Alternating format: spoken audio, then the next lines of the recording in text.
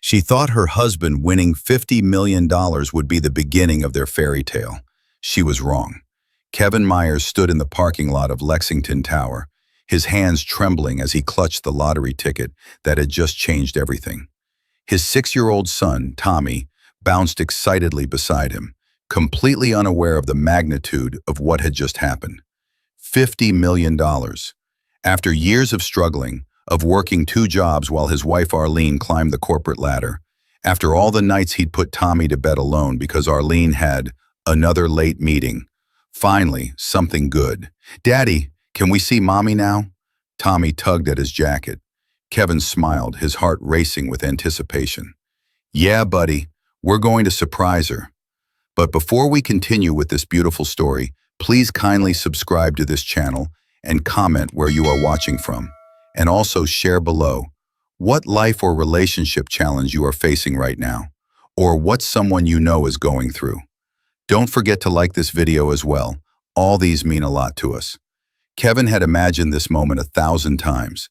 He'd pictured Arlene's face lighting up, her jumping into his arms the way she used to when they first married. Maybe this money would fix everything that had been broken between them. Maybe she'd finally look at him the way she had before her promotion, before the distance, before the coldness that had crept into their marriage like frost on a window.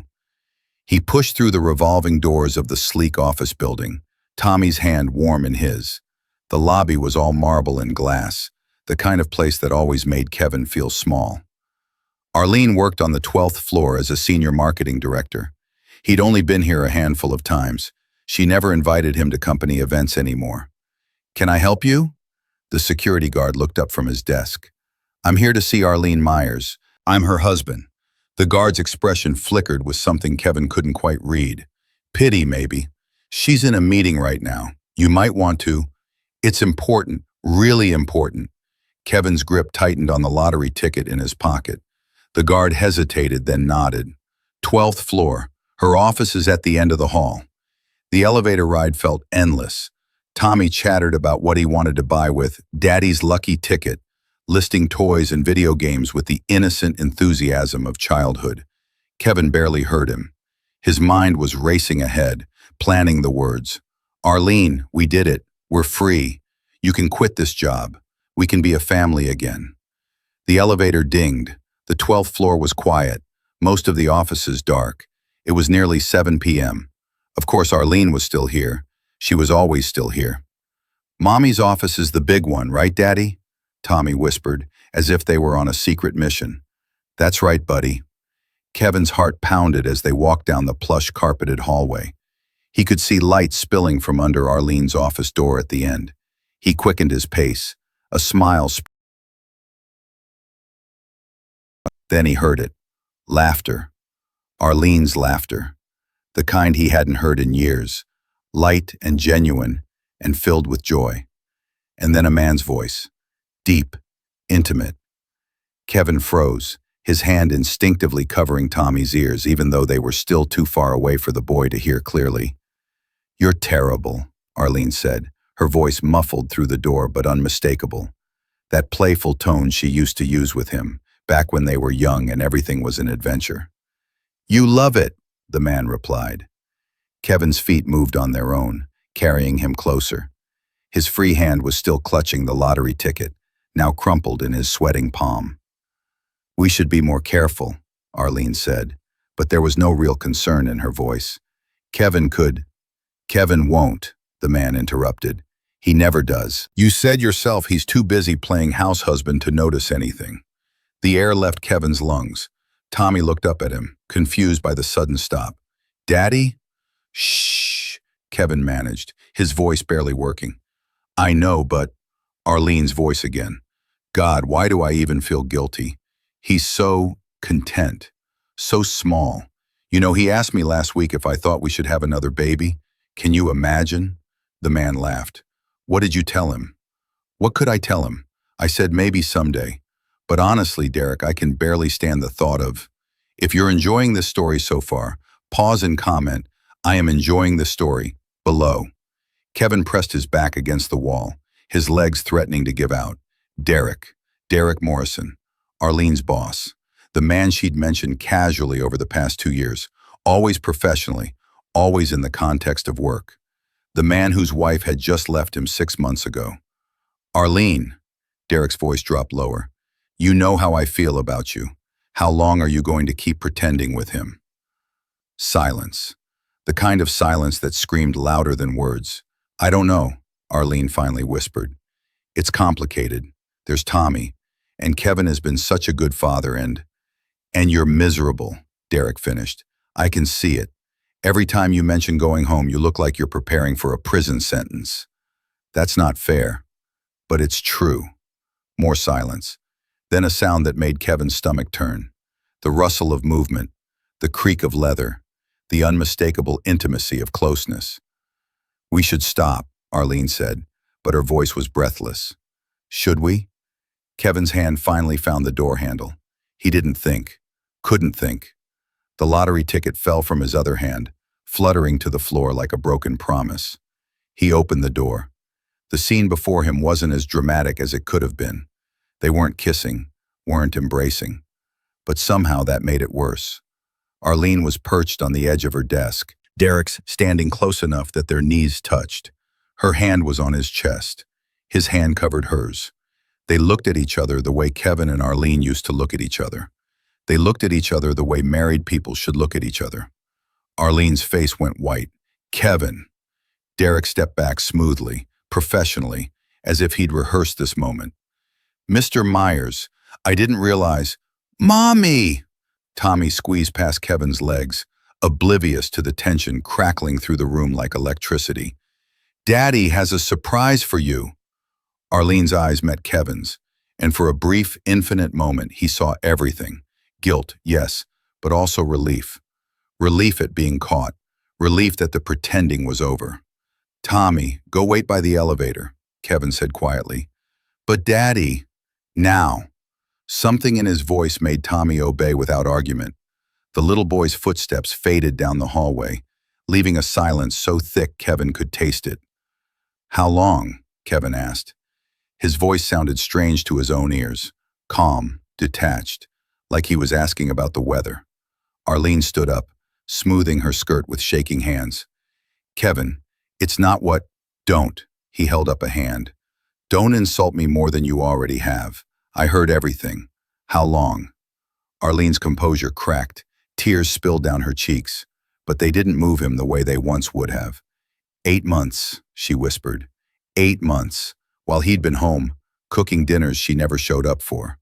While he'd been putting Tommy to bed and telling him Mommy was just working hard for their family. While he'd been believing her lies about late meetings and business trips. Are you going to say anything? Derek's voice held an edge of impatience that made Kevin's hands curl into fists. Derek, don't, Arlene warned. No, he should say something, Derek continued, his professional mask slipping. If he has something to say about our relationship. Your relationship? Kevin laughed, and the sound was so bitter it surprised him. You're sleeping with a married woman, a mother. That's not a relationship, that's… Kevin, please, Arlene interrupted, her voice breaking. Can we talk about this at home? Away from him? Kevin looked at Derek, really looked at him.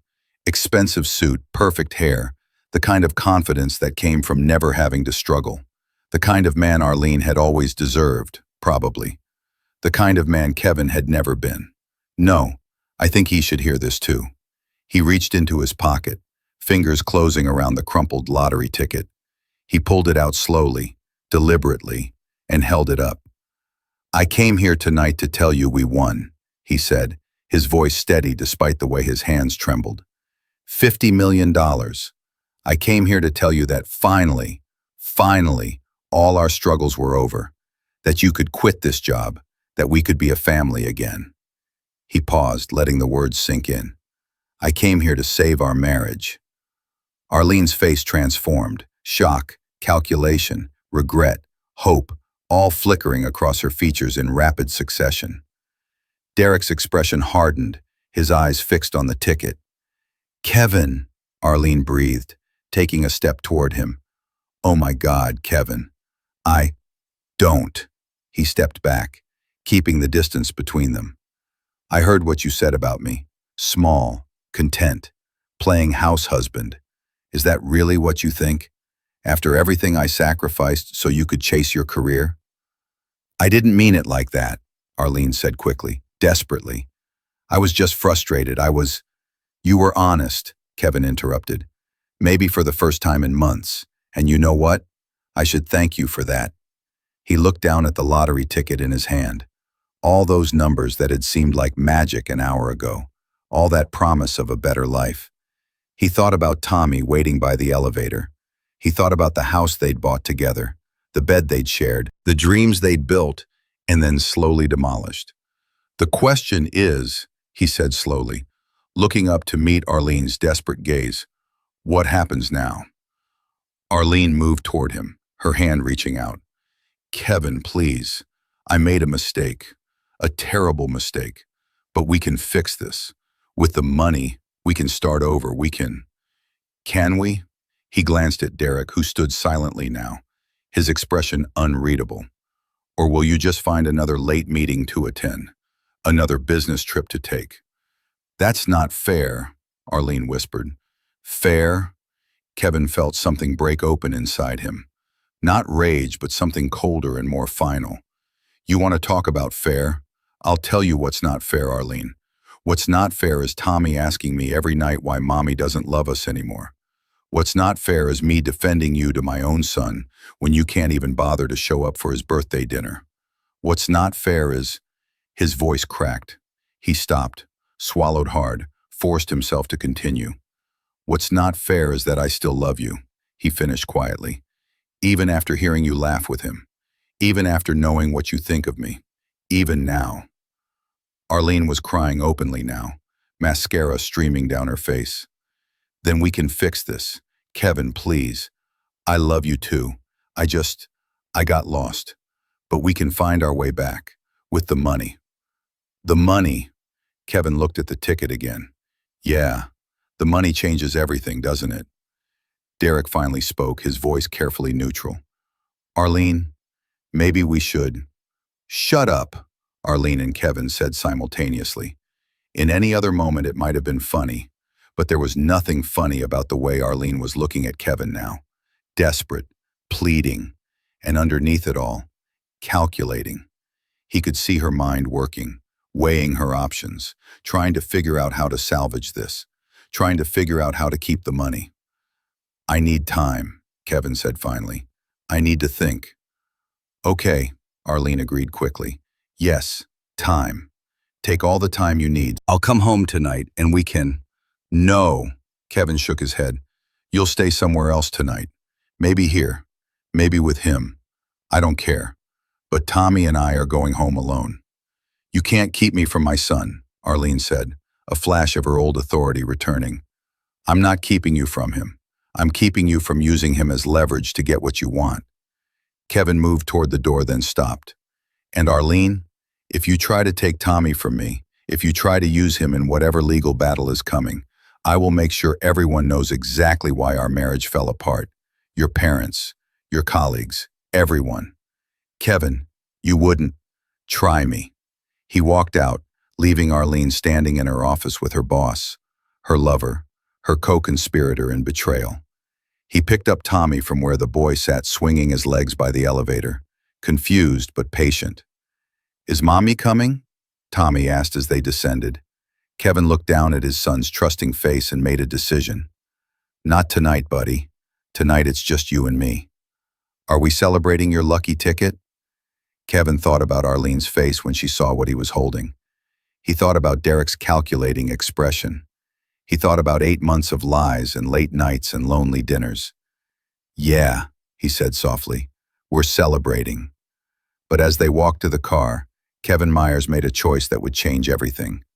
He pulled out his phone and texted his brother James, the family lawyer, the one who'd never liked Arlene, the one who'd warned him years ago that she was too ambitious to ever be satisfied with a simple life. The message was simple. I need you. Now. And bring paperwork. Behind them, 12 floors up, Arlene Myers stood at her window and watched her husband drive away with their son. And in her mind, she was already calculating. $50 million. Community property. California law. She could still fix this. She could still have everything. But what Arlene didn't know, what Kevin hadn't told her, was that the lottery ticket he'd shown her wasn't the only thing he'd discovered that day. Because when Kevin had gone to claim his winnings, the lottery official had asked him a routine question. Just to confirm, is your current address still 447 Maple Drive? And Kevin, who hadn't changed their address in the 5 years they'd lived at 1823 Oak Street, had realized something. Someone had been checking their lottery numbers. Someone had filed a change of address form in his name. Someone had been planning to claim any winnings before he ever knew they existed. The official had shown him the paperwork, filed 3 weeks ago. The signature was forged, but close. The handwriting unmistakable. Arlene's handwriting. And in that moment, standing in the lottery office with proof that his wife had been planning to steal from him before he'd even won, Kevin had made a choice. He'd played along. He'd rushed to her office with their son.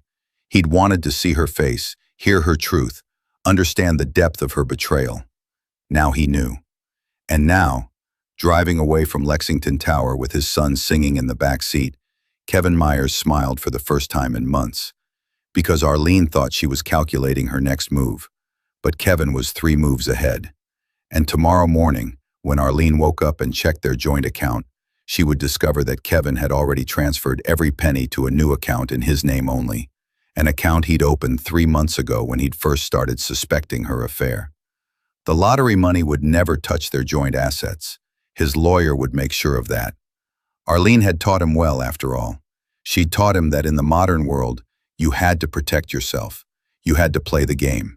And Kevin Myers, the small, content house husband, was about to show his wife exactly what he'd learned. Kevin hadn't slept. He'd spent the entire night in Tommy's room, watching his son sleep while his phone buzzed endlessly with Arlene's calls and texts. 43 missed calls, 67 text messages that evolved from apologetic to desperate to angry to threatening. He ignored them all. James had arrived at midnight with divorce papers, a restraining order template, and a bottle of whiskey they'd shared in silence on the back porch while Kevin told him everything. About the affair, about the forged lottery documents, about 8 months of lies.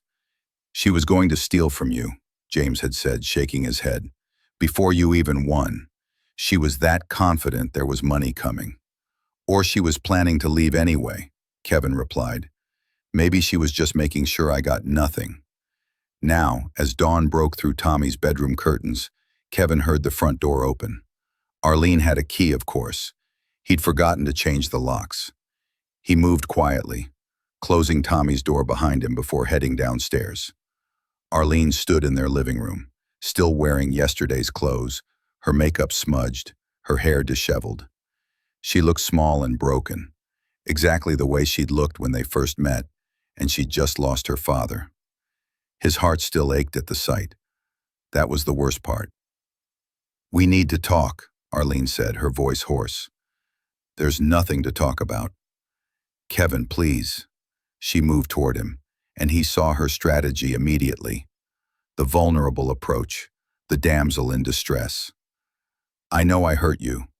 I know what I did was unforgivable. But we have a son. We have a life together.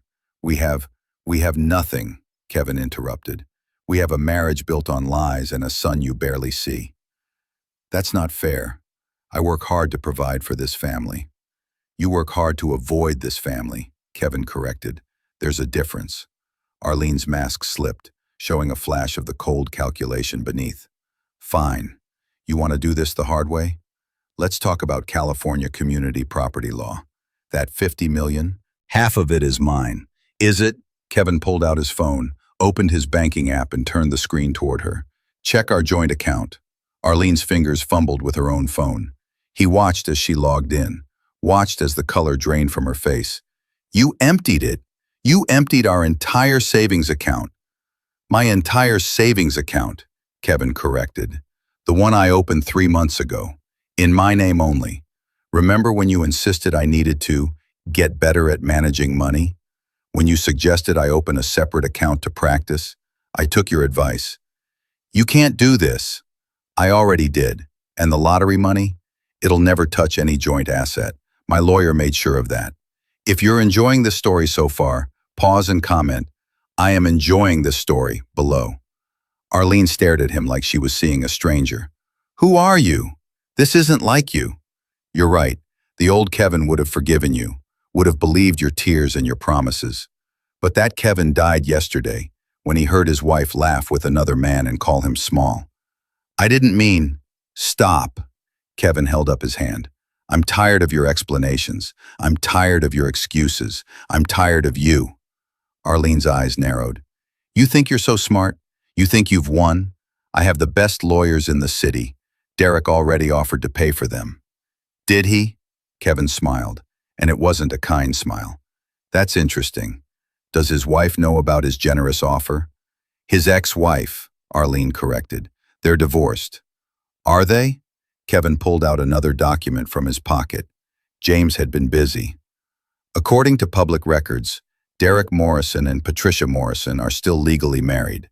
Separated, yes, but not divorced, which means Derek has been committing adultery. In California, that affects alimony. It affects asset division. I bet Patricia would be very interested to know who her husband has been spending his evenings with. Arlene went perfectly still. "You wouldn't. Why not? You were willing to forge documents to steal lottery winnings. You were willing to betray our marriage. Why should I play fair when you never did?" "Because of Tommy!"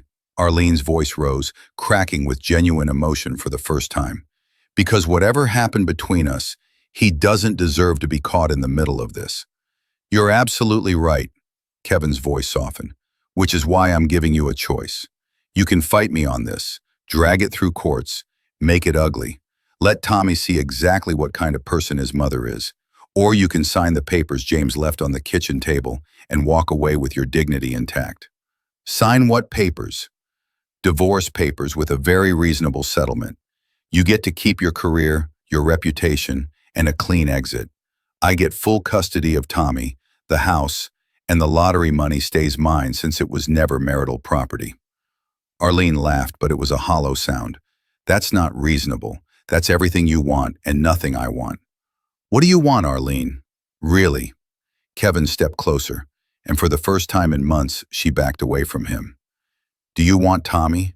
Because I haven't seen you want him in years. Do you want this house? You're never here. Do you want the marriage? Because you killed that 8 months ago. Or do you just want the money?" "That's not fair." "Life isn't fair." Kevin's control finally cracked, his voice rising. "Life isn't fair when you work 2 jobs to support your wife's dreams and she calls you small. Life isn't fair when you sacrifice everything and get betrayed. Life isn't fair when you finally get a chance at something good and discover the person you love most was planning to steal it from you." Arlene flinched. "The address change form. You know about that." "Of course I know. Did you really think I wouldn't check? That I was too stupid to notice?" "I wasn't going to actually." Arlene stopped, realizing there was no explanation that would work. "I was scared. I thought if you won, you'd leave me. So you decided to leave me first? To steal from me first?" Kevin shook his head. "The irony is, Arlene, if you'd just been honest with me, if you just said you were unhappy, I would have given you everything. I would have walked away and let you have the life you wanted." "Then why won't you now?" "Because now I know what you're capable of," Kevin said quietly. "And I won't let you do to Tommy what you did to me." Footsteps on the stairs made them both turn. Tommy stood there in his pajamas, rubbing his eyes, looking between his parents with confusion that was rapidly turning to fear. "Why are you yelling?" he asked, his voice small. Arlene moved first, rushing to the stairs, but Kevin was faster. He scooped Tommy up, holding him close. "We're just talking, buddy. Grown-up stuff." "Mommy, why are you crying?" Tommy reached out to Arlene, and Kevin saw her face crumple. "I'm okay, baby," she whispered. "I'm okay." But she wasn't. And watching her look at their son, really look at him, maybe for the first time in months, Kevin saw something shift in her expression. Saw the calculation fade and something real emerge. Grief, loss, the beginning of understanding. "Can I talk to him alone?" Arlene asked quietly. "Just for a minute?" Every instinct screamed at Kevin to say no, but Tommy was looking at his mother with such hope, such pure, childish love, that Kevin found himself nodding. 5 minutes, he said, setting Tommy down. I'll be in the kitchen. He walked away, but stood just out of sight, listening. He wasn't taking any chances. Tommy, Arlene's voice was soft, broken. You know Mommy loves you, right? Uh-huh. And you know sometimes grown-ups make mistakes, big mistakes? Like when Daddy burned the cookies? Arlene laughed through her tears. Bigger than that, baby, much bigger. Did you burn something? Yeah, Arlene whispered. I did. I burned something very important. There was a pause, and Kevin could picture Tommy's confused expression, his little mind trying to understand adult problems that shouldn't be his to understand. Mommy, are you and Daddy getting divorced? Tommy asked, and Kevin's heart shattered. My friend Jackson's parents got divorced.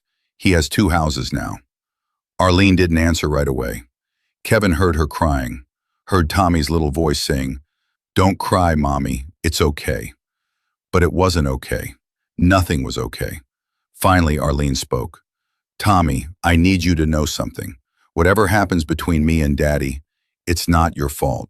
You're perfect. You're the best thing I ever did, and I'm so sorry that I forgot that for a while. You forgot me? No, never you, baby. Never you. I got lost. I made bad choices, and now I have to live with them. Kevin heard footsteps, heard Arlene coming toward the kitchen. He straightened, preparing for another fight, but when she appeared, she looked different. Defeated, maybe, or just finally honest. I'll sign the papers, she said quietly. Kevin blinked, stunned. What? I'll sign them. You're right. About everything. I don't deserve Tommy. I don't deserve you. I don't deserve anything except the consequences of my choices. Arlene. But I have conditions, she continued, her voice stronger now. I get visitation, regular visitation, because maybe I've been a terrible wife and a neglectful mother, but I want to be better. I want a chance to be better. That's fair. And you don't tell Tommy about Derek. Not now. Maybe when he's older, when he can understand. But not now. Let him think we just grew apart. Kevin considered this. Okay. And Kevin? Arlene met his eyes, and for a moment he saw the woman he'd fallen in love with 10 years ago. I really am sorry. For all of it. You deserve so much better than what I gave you. Yeah, Kevin said softly. I did. Arlene nodded, wiped her eyes, and walked to the kitchen table where the papers waited. She read through them slowly, thoroughly, the lawyer in her checking every clause even now. Then she signed, her pen scratching across the pages with a finality that made Kevin's chest tight. There, she said, pushing the papers across the table. It's done. But before Kevin could respond, his phone rang. Unknown number. He almost didn't answer, but something made him pick up. Mr. Myers, this is Patricia Morrison, Derek's wife. Kevin's eyes flew to Arlene's, saw her go pale. Yes, Mrs. Morrison. I think we need to talk about our spouses, about what they've been doing, and about how we can make sure they pay for it. Kevin looked at Arlene, at the fear in her eyes, at the realization dawning that this wasn't over, that signing divorce papers wasn't going to make her problems disappear. I think that's an excellent idea, Kevin said slowly. When would you like to meet? Today, as soon as possible. I have information I think you'll find very interesting. About offshore accounts, about company funds, about things that are much worse than just an affair. Arlene stood up, shaking her head, mouthing no desperately, but Kevin held her gaze. I'll be there in an hour, he said. He hung up. The silence in the kitchen was deafening. Kevin, please, Arlene whispered. Whatever she told you, whatever she thinks she knows. What did you do, Arlene? What else did you do? I can explain. What did you do? Arlene sank into a chair, her hands covering her face.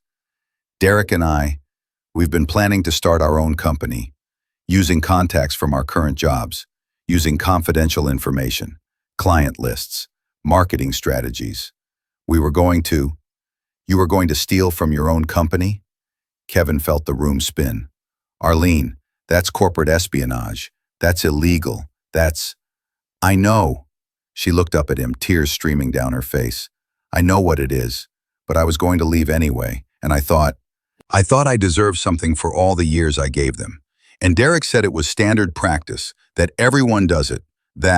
Derek lied to you, Kevin said flatly, just like you lied to me, and now you're both going to face the consequences. If this comes out, I'll lose everything. My career, my reputation, I could go to jail. Then you should have thought of that before you decided to betray everyone who ever trusted you. Kevin picked up the signed divorce papers and walked toward the door. Arlene followed him, grabbing his arm. Kevin, please, I'm begging you. Don't do this. I'll do anything. Anything you want. I'll give up all rights to Tommy. I'll give you every penny I have. Just please, don't help her destroy me. Kevin looked down at her hand on his arm, then up at her face. The face he'd loved for a decade. The face that had smiled at him on their wedding day. The face that had looked at him with disgust just yesterday. Let go of me, Arlene. Kevin, let go. She did, and Kevin walked out of his house. His house now, not theirs. Leaving his almost ex-wife crying in the kitchen and his son watching cartoons in the living room, blissfully unaware that his entire world had just changed forever. An hour later, Kevin sat in a coffee shop across from Patricia Morrison. She was elegant, composed, and absolutely furious. Thank you for meeting me, she said, sliding a folder across the table. I've been gathering evidence for months, ever since I suspected Derek was having an affair. I just didn't know who it was until yesterday when my private investigator finally got photos. Kevin opened the folder. Photos of Arlene and Derek. Not just at the office, at hotels, at restaurants, at Derek's apartment. Timestamps going back 10 months, not 8. She'd lied about when it started. Of course she had. There's more, Patricia continued. Financial records, emails about their business plan, evidence of them using company resources for personal gain, evidence that could put them both in prison. Why are you showing me this? Because I want them to suffer, Patricia said simply. Both of them. Derek gets to walk away from our 20-year marriage with his reputation intact. Your wife gets to steal from you and face no consequences. No, that's not justice. What do you want from me? I want you to help me expose them. I'll go to their company with the corporate espionage evidence.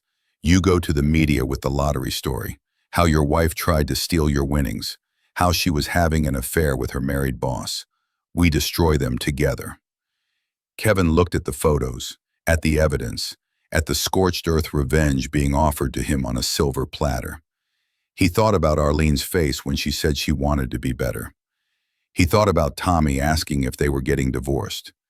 He thought about the kind of man he wanted to be versus the kind of man his anger wanted him to become. No, he said finally. Excuse me? I said no, I won't help you. Patricia's expression hardened. She doesn't deserve your protection. This isn't about her. It's about me and the kind of person I want to be. Kevin closed the folder and pushed it back across the table. Arlene will face consequences. She's losing her family. She's losing everything that actually mattered. That's enough. Is it? Is it really enough after what she did to you? Kevin stood up. It has to be. Because if I do what you're asking, if I destroy her completely, then I become just like her. And my son deserves better than that. He walked away, leaving Patricia Morrison and her revenge plot behind. He drove home, where Tommy was waiting, where the divorce papers were waiting, where a new life was waiting. Arlene was gone. A note on the table said she'd gone to stay with her sister, that she'd call about visitation, that she was sorry. Kevin crumpled the note and threw it away. Then he went upstairs and found Tommy building with Legos. Hey, buddy, he said, sitting down. Want to help Daddy plan something fun? What kind of fun? How about we take a trip, just you and me? Anywhere you want to go. Tommy's face lit up. Disney World. Kevin laughed, the first real laugh in days. Disney World it is. They spent the rest of the day planning their trip, and for the first time in months, Kevin felt something like peace. The lottery money sat in his account, untouched. $50 million that suddenly seemed less important than the 6-year-old boy helping him look at hotel pictures. But that night, after Tommy went to bed, Kevin received an email from Derek Morrison. "We need to talk. Meet me tomorrow. Same coffee shop. Come alone." And Kevin knew, with a sinking feeling in his stomach, that this wasn't over yet. Not even close. Kevin almost didn't go. He spent the entire morning convincing himself that whatever Derek wanted to say didn't matter, that this chapter of his life was closed. But curiosity, and something darker, something that wanted confrontation, drove him back to that coffee shop. Derek was already there, looking nothing like the confident executive from Arlene's office. He looked haggard, exhausted, like he'd aged 10 years in 2 days. "Thank you for coming," Derek said as Kevin sat down. "I came to tell you to leave me alone. Whatever you want, whatever." "Patricia's going to the board tomorrow," Derek interrupted. "With everything. The affair, the business plan, all of it. By Friday, Arlene and I will both be fired and possibly facing criminal charges." Kevin said nothing. "I'm not here to ask for mercy," Derek continued. "I know what we did. I know we hurt people. I'm here because Arlene is falling apart, and despite everything, I think you still care about that." "Why would you think that?" "Because you didn't help Patricia destroy us when you had the chance. She told me about your meeting, said you refused." Derek leaned forward. "Why?" "Because I'm not you," Kevin said simply. "I don't destroy people for revenge. Even people who deserve it? Especially then, because that's when it's hardest to choose mercy." Derek was quiet for a long moment. "Arlene's in the hospital," he finally said. "She had a panic attack last night, couldn't breathe, thought she was dying." Despite everything, Kevin felt his chest tighten. "Is she okay?" "Physically, yes. Emotionally?" Derek shook his head. "She keeps talking about Tommy, about how she ruined everything, about how you were right. She doesn't deserve either of you." "She doesn't," Kevin agreed, "but she's still his mother, and he still loves her, even if she doesn't deserve it." "What if there was a way to fix this?" Derek asked. "Not the marriage. I know that's over. But what if Arlene could actually become the mother Tommy deserves? What if she could get real help, real therapy, real consequences that led to real change?" "People don't change, Derek. Not really." "Maybe not.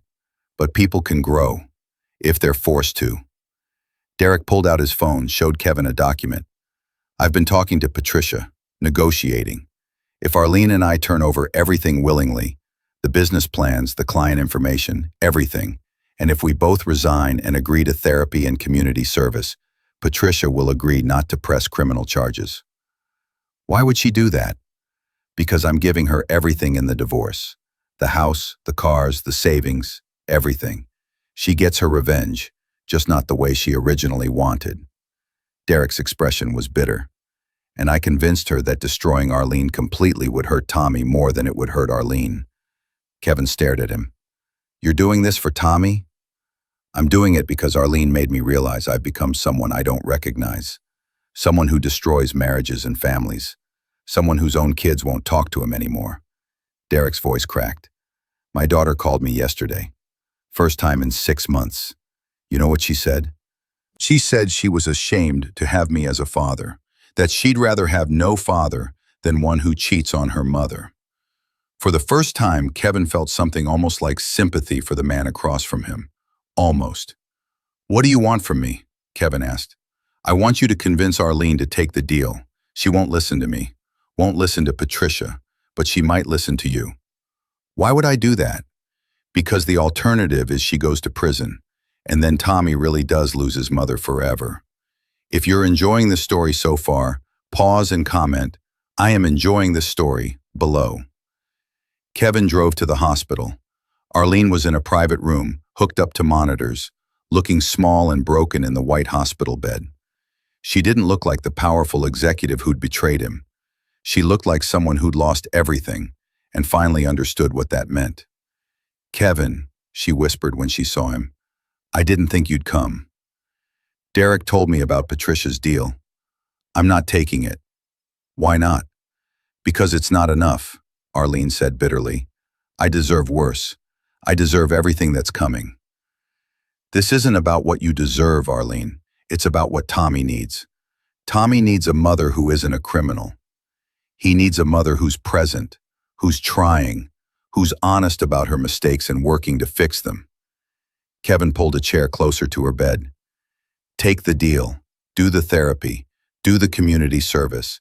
Face the consequences, but don't give up on being his mother. Arlene turned away, tears streaming down her face. You're a better person than I ever gave you credit for, than I ever deserved. I'm not doing this for you. I'm doing it for him. I know. She looked back at him. Can I ask you something? Why didn't you help Patricia destroy me completely? You had every right. Kevin thought about this, about all the rage and hurt and betrayal he'd felt, about the man he could have become versus the man he chose to be. Because revenge doesn't heal anything, he said finally. It just creates more pain. And I'm tired of pain. I'm so sorry, Kevin, for everything. I know, but sorry doesn't fix this. Only time and real change can do that. Arlene nodded slowly. I'll take the deal. I'll do the therapy. I'll do whatever it takes. Good. Kevin stood to leave, then paused. Arlene, when you're better, when you've done the work, I'll let you back into Tommy's life. Real visitation, not just holidays. But you have to prove you've changed. You have to show up. Every time. No excuses. I will, Arlene promised. I swear I will. 3 months later, Kevin stood in the kitchen of his house, truly his house now, the divorce finalized, and watched through the window as Arlene played with Tommy in the backyard. She came every Saturday now. Every single Saturday, without fail. She'd lost weight, looked tired, but there was something different in her eyes, something real. She'd resigned from her company the day after their hospital conversation. Derek had done the same. The corporate espionage case had been quietly settled, no charges filed, but both their reputations in the industry were destroyed. Arlene now worked at a non-profit for half her previous salary. Derek had moved to another state. Kevin's phone buzzed. A text from his brother James. You hear about Derek? What about him? Engaged. To a therapist he met in his court-ordered counseling. Apparently he's actually doing the work, trying to be better. Kevin smiled slightly. Maybe people could change after all. Or at least, maybe they could try. Daddy, Tommy called from the backyard. Come play with us. Kevin looked at Arlene through the window. She gestured for him to join them, her expression hopeful but not demanding. Respecting boundaries. Learning. He shook his head, pointed to the kitchen, mimed making lunch. She nodded, understanding. They had boundaries now.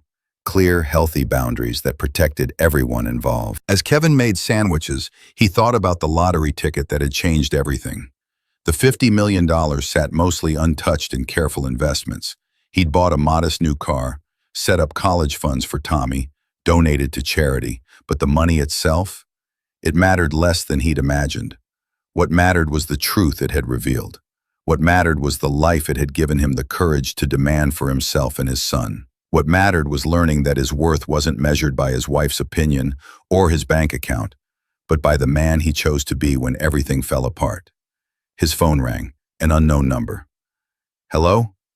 Mr. Myers, this is Rachel Kim from the California Lottery Commission.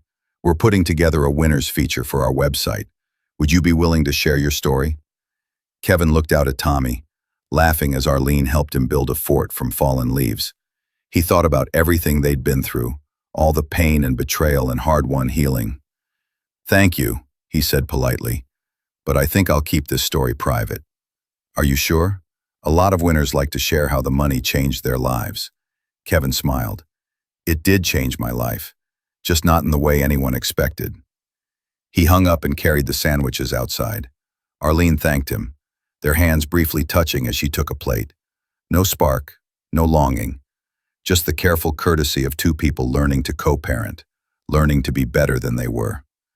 Daddy, Mommy says we can go to the zoo next weekend, Tommy announced, his face smeared with dirt and joy. Does she? Kevin looked at Arlene, who nodded. If that's okay with you. I know it's my Saturday, but I thought maybe we could all go. Together, as a family. She saw his expression and quickly added, not that kind of family. I know we're not. I just mean, for Tommy. So he knows we can all be together without it being weird. Kevin considered this. 6 months ago, the suggestion would have felt like manipulation. Now, it just felt like growth, like healing. Okay, he agreed. The zoo sounds good. Tommy whooped with excitement, and Arlene's smile was genuine, not the calculated charm she'd used throughout their marriage, but something softer, something earned. That night, after Arlene left and Tommy was in bed, Kevin sat on his back porch with a cup of coffee and looked at the stars. He thought about the man he'd been a year ago, tired, overlooked, taken for granted. He thought about the man he'd become, strong, clear-eyed, unafraid to demand respect. He thought about Arlene, working to rebuild herself from the ground up. About Derek, trying to be better for his estranged children. About Patricia, who'd gotten her revenge but told James it felt emptier than she'd expected. He thought about second chances, and whether people really deserved them. Whether growth was real or just an illusion we tell ourselves to avoid facing harsh truths. And as the stars wheeled overhead and a cool breeze carried the scent of jasmine from the neighbor's yard, Kevin Myers decided that it didn't matter what people deserved. What mattered was what you chose to give, what you chose to believe, what you chose to become in the face of betrayal and pain. He'd chosen mercy over revenge. He'd chosen boundaries over bitterness.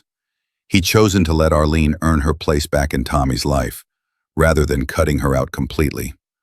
Were these the right choices? Time would tell. But tonight, with his son safely sleeping upstairs and his heart finally at peace, Kevin thought that maybe, just maybe, he'd found something worth more than $50 million. He'd found himself again. And that, in the end, was the real prize. Several years later, Tommy stood between his parents at his middle school graduation. Kevin on one side, Arlene on the other, both clapping as he accepted his honors certificate. They weren't together, would never be together again, but they were both there, both present, both trying. Arlene had been showing up for 5 years now, every Saturday, every school event, every soccer game. She'd rebuilt her relationship with her son, one consistent, present moment at a time. She'd never asked Kevin for money, never tried to claim any of the lottery winnings, had honored every boundary, every agreement, and slowly, painfully, impossibly, she'd become a good mother. Not the mother she should have been from the start, but the mother she'd chosen to become after losing everything. After the ceremony, as they all went out for ice cream, Tommy looked at his parents and said, "Thanks for both being here. I know it's not always easy." Arlene and Kevin exchanged a look. Understanding, forgiveness, the peace that comes from surviving the worst and choosing to build something better from the ruins. "We'll always be here for you," Arlene said. "Both of us," Kevin agreed. "Always." And watching his son's relieved, happy smile, Kevin knew that every hard choice had been worth it. Every moment of choosing healing over revenge, growth over destruction, hope over bitterness. The lottery ticket had promised to change his life, but the real transformation had come from what he'd chosen to do with that change, from the man he'd chosen to become, and that was worth more than all the money in the world.